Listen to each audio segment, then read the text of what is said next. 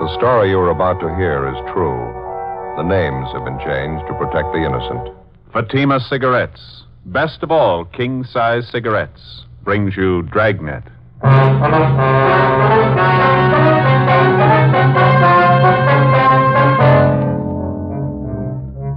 You're a detective sergeant. You're assigned to burglary detail.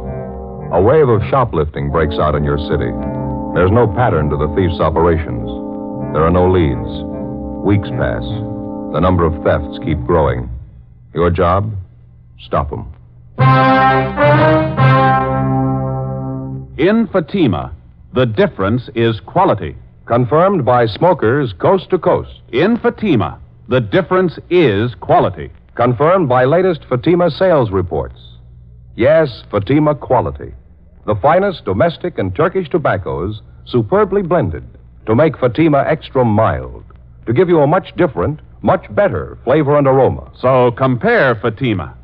See for yourself why thousands and thousands of king-size cigarette smokers are switching to Fatima every day. Enjoy all the advantages of extra length plus Fatima quality, which no other king-size cigarette has. Remember, Fatimas cost the same as the cigarette you're now smoking. But in Fatima, the difference is quality. Next time, buy Fatima. Best of all, king-size cigarettes.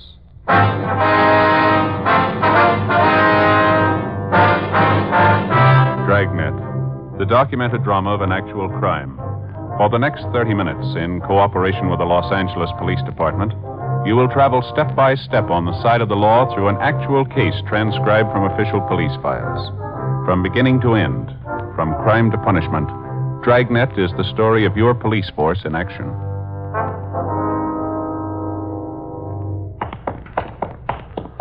It was Tuesday, August 22nd. It was hot in Los Angeles. We were working the day watch out of burglary detail. My partner's Ben Romero. The boss is Captain Wisdom. My name's Friday. It was 2:18 p.m. when we got to Anthony's Store for Women, the general manager's office. Mr. Elliott? Come right in. Thank you. Thank you. My name's Romero, sir. I talked to you on the phone. This is my partner, Sergeant Friday. How do you Mr. do? Elliott, how are you? Certainly glad to see you. Let me get another chair here. Thank you very much. I haven't had time for my after-lunch cigarette yet. Care to join me? No, thank you, sir. I got a light for you. Oh, yeah. Well, I guess you know what the problem is. No need for me to go all the way back and start from the beginning. I didn't get it quite clear on the phone, Mr. Elliott. When did this last thing come up? Well, the way we have figured out, it must have happened around closing time yesterday, between 5:30, we figure. The store was pretty crowded at that time, was it? Yeah, it's pretty busy. We had a special pre-winter showing in the fur department. No one noticed it was gone until after we'd closed up. Uh-huh. Can you give us a description of the piece of merchandise, Mr. Elliott? Yes, yeah. You got it right. Complete description, you see. Silver blue mink stole, satin lining, 2 slash pockets, silver chain fastener. Complete description of it for you. Yes, I see. Thank you. These are the code numbers and the serial numbers on it, is that right? That's right. The whole thing's getting way out of hand, Sergeant. We had a lot of things lifted from the store the last few weeks, but nothing this big.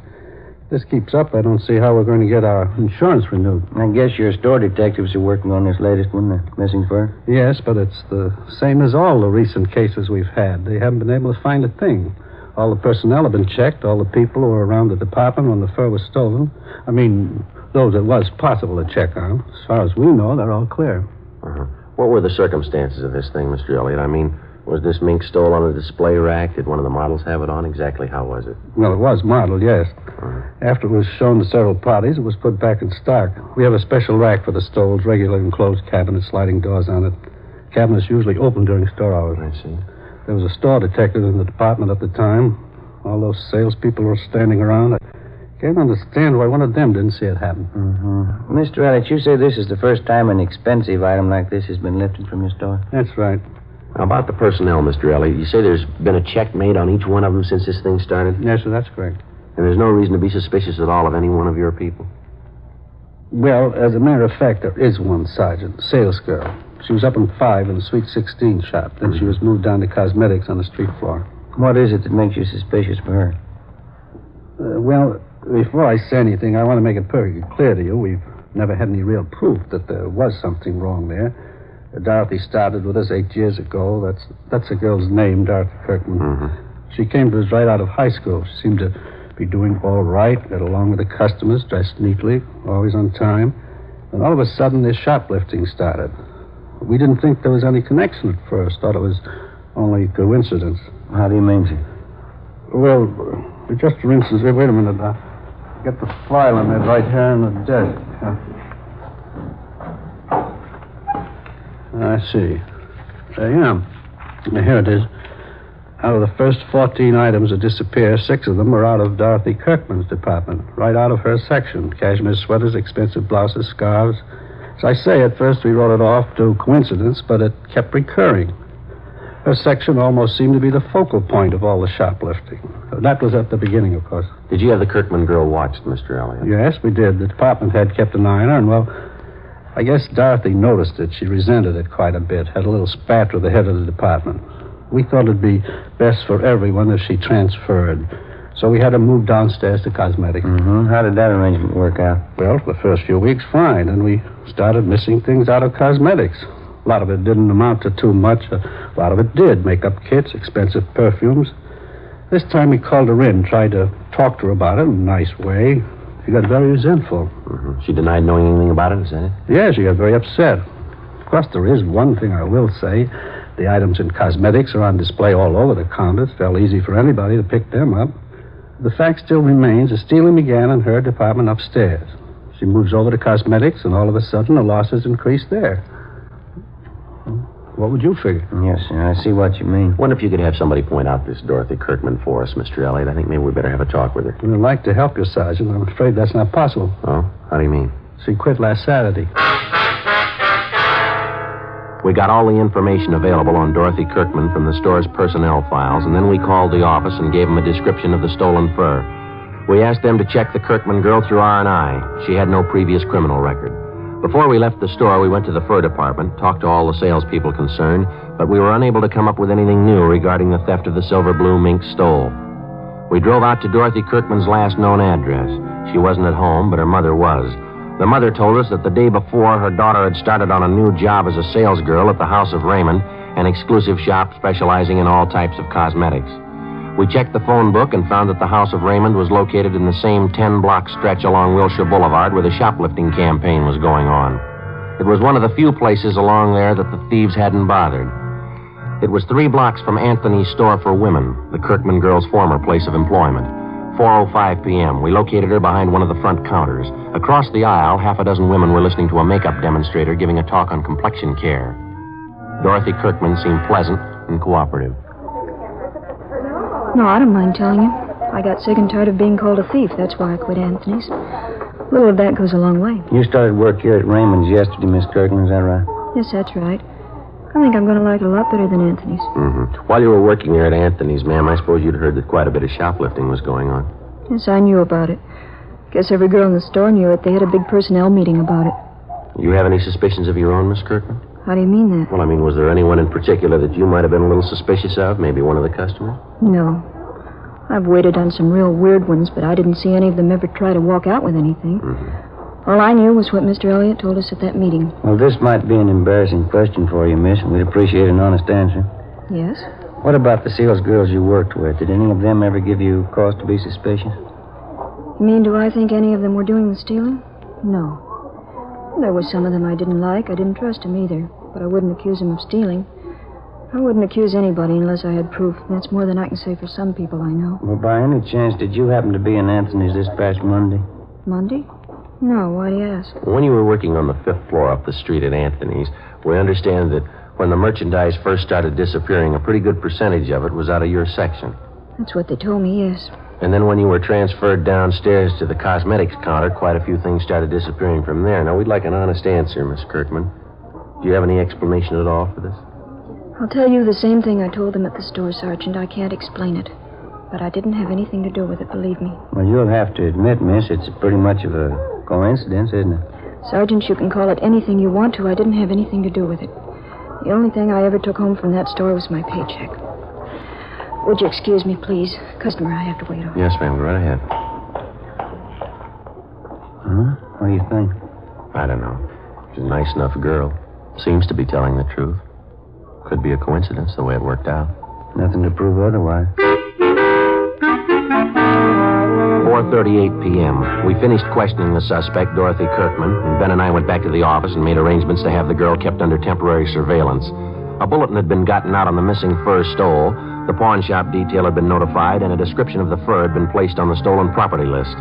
The following day, along with Sergeants Dick Rubles and Jim Tabor, we continued our investigation of the latest shoplifting complaints. It went slow, a lot of legwork, and no progress. Like the dozens of other items of merchandise which had vanished in the last 8 weeks, there wasn't a trace of the missing fur stole. More men were added to the special detail on duty in the 10-block area where the stealing was going on. Anybody in the city who'd ever served time for shoplifting was checked and rechecked. Constant surveillance was maintained over a half a dozen known thieves who we figured might be involved. It got us nothing. Wednesday, August 23rd, 5:30 p.m. No leads, no progress. We went back to the office. Sure hope I get home before 6 o'clock tonight. I want to see that shoe repair man out in our neighborhood. Well, what's the matter? You need some half-soles? No.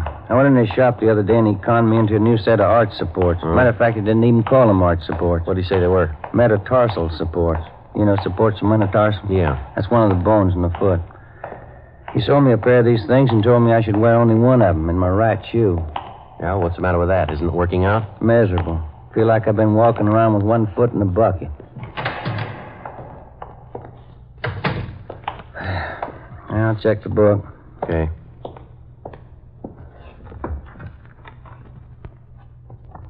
Anything? Yeah, sure is, from Robles. What do you got? That mink fur. It's been found. 2 hours before, at approximately 3:30 p.m. in the main depot of the Santa Fe bus lines, a 38-year-old housewife, a Mrs. Harriet Briggs, noticed an unclaimed parcel lying on one of the benches in the depot waiting room. When it became apparent to Mrs. Briggs that the parcel was either lost or forgotten, she picked it up and took it to the clerk in charge of lost and found articles. In checking the package for some kind of identification, they discovered the silver blue mink stole inside. The car was dispatched to pick up the fur, and it was identified as the garment taken from Anthony's fur salon. Mrs. Briggs volunteered to come along to the office to give what information she could. A stakeout was placed at the bus depot in case anybody called for the package. 5:50 p.m. We interviewed Mrs. Briggs in the squad room. That's right, officer. It was just a little before 3:30. I was in the bus depot there waiting for my husband. That's when I first noticed this package lying on the bench just across from me. I see. Would you go on, please, Miss Briggs? I didn't think anything of it at first. I went on reading the afternoon paper, but no one came for the package. It was just lying there. Was there a long time. Well, how long would you say, ma'am? I mean, before you picked it up and took it to the lost and found clerk? Oh, I'd say 20 minutes, half an hour. That much at least. I left it with the young man at the counter there, and I told him I'd be back to see if anyone claimed it. Well, when I did get back, that's after I had dinner with my husband, Carl, we found out what was in the package. It's certainly strange. Don't you think, officer? Yes, ma'am. Did you happen to notice at all who it was that left the package there? Well, I'm not really sure, officer, but I think I know who it was. A tall woman. She had a brown jacket, if I remember rightly. I think you'd say she was in her early 30s. Have you ever seen this woman before, Miss Briggs? No, I never did. Very attractive, as I recall. She wore glasses. Anything else about her you might have noticed? Let me think. She had blonde hair. I remember that much. And the reason I do remember it is because she wore it like I used to when I was a girl, you know, sort of back in a bun like this. And you're pretty sure that this woman you described is the one who left the package there? If I remember rightly, she's the only one that sat across from me. Guess it must be her. If it wasn't her, I don't know who else it could have been. All right, Miss Briggs, thank you very much. We appreciate it. That beautiful fur. I know that woman must be just sick about losing it. Certainly hope you find her, officer. Yes, ma'am, so do we. We had the stats office make a run for us on all females with shoplifting records who fitted the description of the woman who'd left the mink stole in the waiting room at the bus depot. The following morning, we checked with the men on stakeout at the depot. They told us nobody had come back to report losing such a parcel. Together with Rubles and Tabor, We spent most of the day checking out the names on the list of known shoplifters which the stats office had made up for us. Names of possible suspects who physically resembled the tall blonde woman seen at the depot. We got nowhere. Either they had ironclad alibis or they had since moved out of the city. We ran down every possible angle on the freak recovery of the missing fur stole. During the next 10 days, the case got more involved than it already was. Some of the stolen articles of new merchandise began showing up, but not through any of the channels we expected. Some of the items were found dumped in sidewalk refuse cans. Some were found in hotel lobbies, in the post office, in theaters. Some were found tossed in vacant lots. The only logical answer we could figure was that it was the work of somebody who was stealing for just the love of stealing. A kleptomaniac. Tuesday, September 4th, a 15-year-old girl in one of the exclusive residential neighborhoods reported finding 2 parcels containing women's clothing and expensive costume jewelry. They still had the price tags on them, and they totaled $360. Ben and I drove out to talk to the girl, a Patricia Denvers. Where'd you happen to find these things, Patricia? Empty lot right down the block there. I was on my way home from the show. I took the things home and showed my mother. She called the police. If nobody claims this package with the costume jewelry, can I keep it? Certainly beautiful. No, I'm afraid not, miss. We know who the things belong to. We're going to have to return them. Oh, I certainly don't understand that. Well, how do you mean? Well, as far as I could see, she threw the things away. I thought she didn't want them. What do you mean, who didn't want them? Well, the lady who threw them in the empty lot. You saw who it was that threw the packages in that lot, did you? Yes, I was on my way home from the show, just like I told you. I could see this lady walking up ahead of me. She was about a block away, I guess. When she went by the lot, I saw her take these packages from under her arm and toss them in the grass.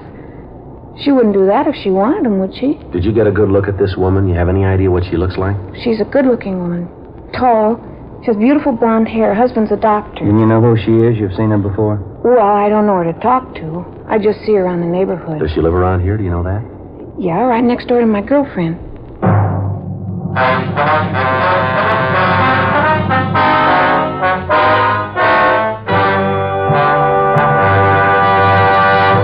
You are listening to Dragnet, authentic stories of your police force in action. If you smoke king-size cigarettes, listen to Fatima's amazing new offer. Buy a pack of Fatimas. Enjoy their extra mildness and superbly blended tobaccos. If you don't like Fatima's better than the king-size cigarette you are now smoking, return the pack with the unused Fatimas, and we'll give you your money back plus postage. We make this amazing offer because we believe Fatima is the best of all king-size cigarettes. Smokers all over the country are confirming this every day. Here is the latest state-by-state report. State 1, Fatima sales up 69%. 2, sales up 118%. 3, sales up 92%. 4, sales up 142%. And those are just a few. Remember, if you're not convinced Fatima is better than your present king-size cigarette, just return the pack with the unsmoked Fatimas before December 1st and get your money back plus postage. Fatima, Box 37, New York 1. Buy Fatima. Best of all king-size cigarettes.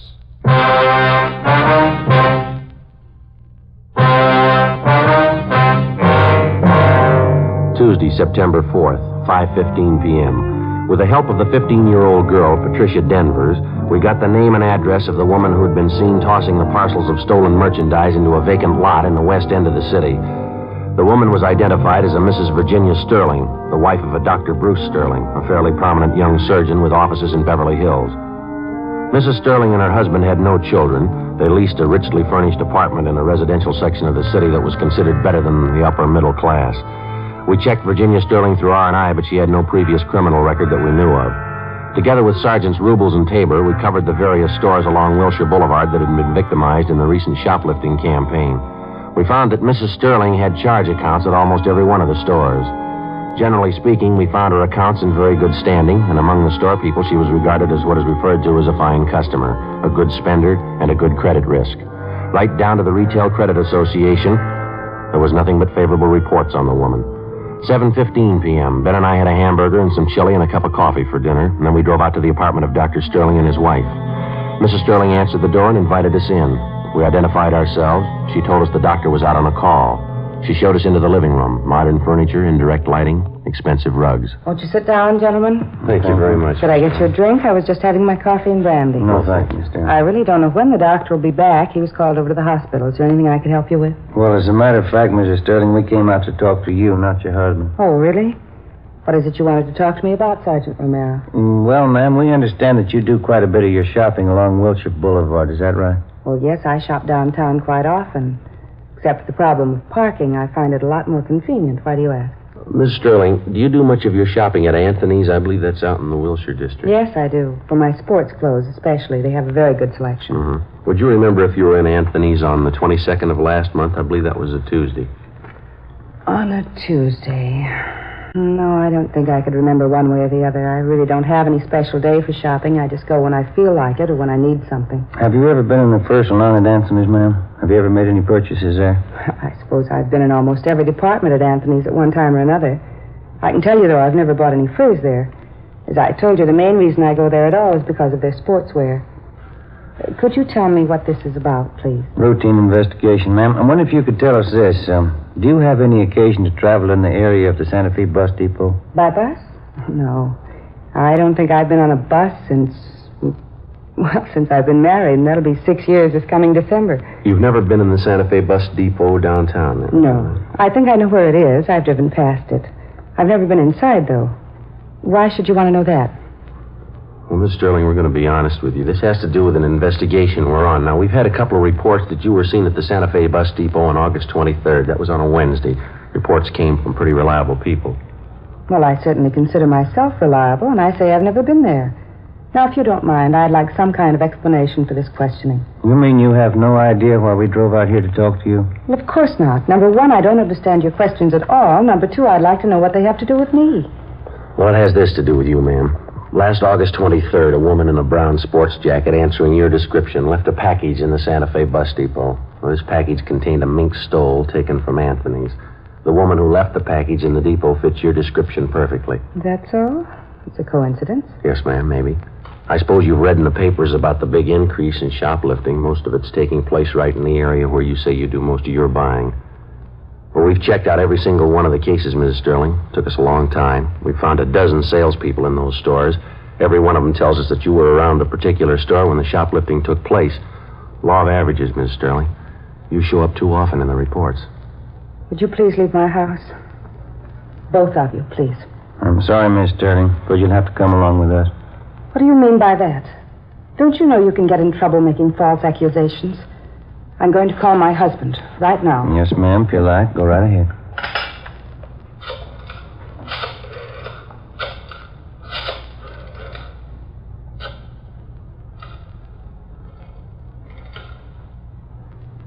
Sergeant. Yes, ma'am. What is it? What do you want to know? You can tell me. I think you know already. What do you want? Tell me, please. We've got your story, ma'am. Right up to this afternoon. You went shopping today. You stole things as usual. When you tried to get rid of them, you were seen right in this neighborhood. The vacant lot down in the next corner, you threw them away there. Somebody saw you. They didn't know it was me. Yes, ma'am. They knew it was you. Yes. How can I make them understand? Do you know? No, ma'am. Horrible. Shame. I couldn't tell my husband. I couldn't tell Bruce. I couldn't. Well, never mind. We'll tell him for you.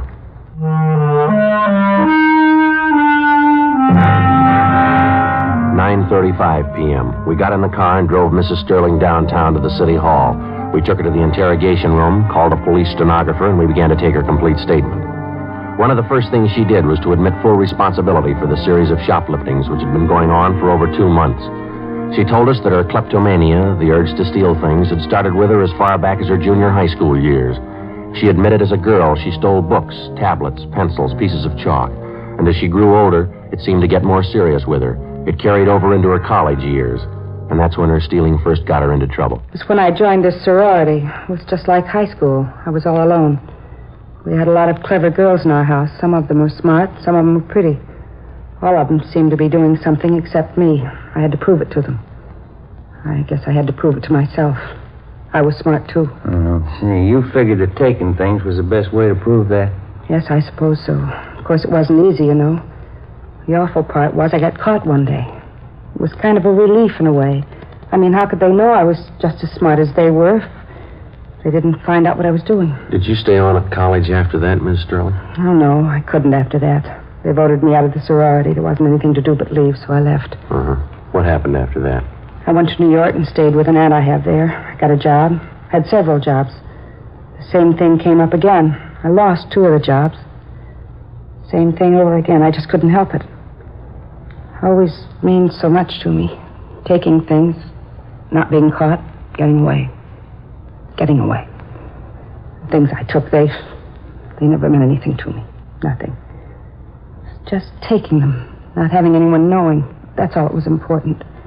It made up for that feeling, being all alone. Yes, ma'am. And this thing went on, even after you were married?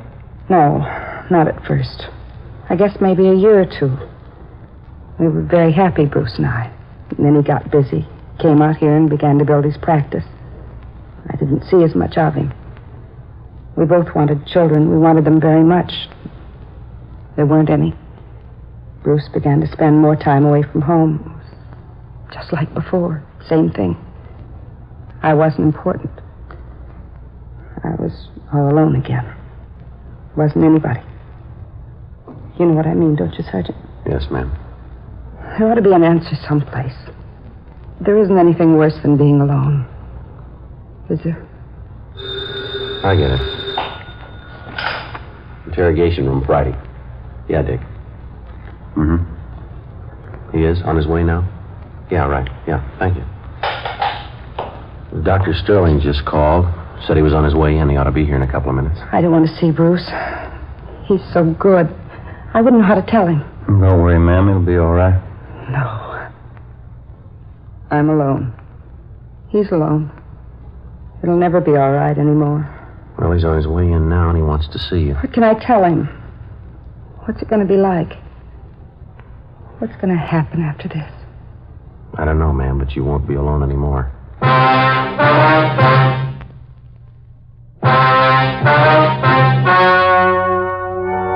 The story you have just heard was true.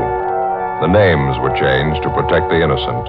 On December 9th, trial was held in Superior Court, Department 88, City and County of Los Angeles, State of California. In a moment, the results of that trial.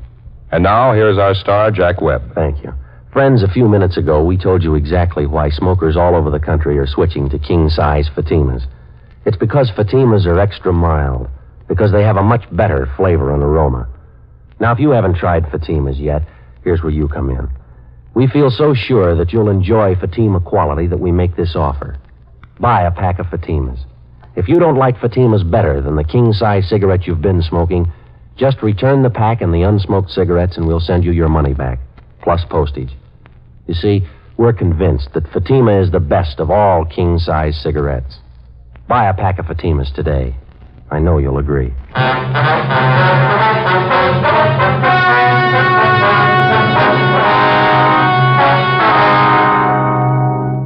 Mrs. Virginia Sterling was tried and convicted on several counts of grand theft and received the sentence as prescribed by law, the terms to run concurrently. Grand theft is punishable by imprisonment for not less than 1 or more than 10 years.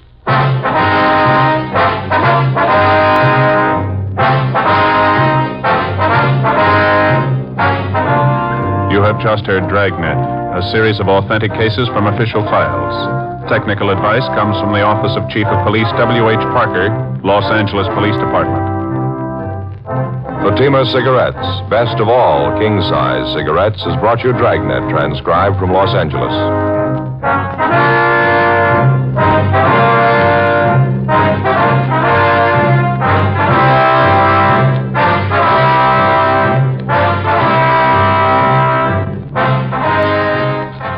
Stay tuned for Counter Spy, next on NBC.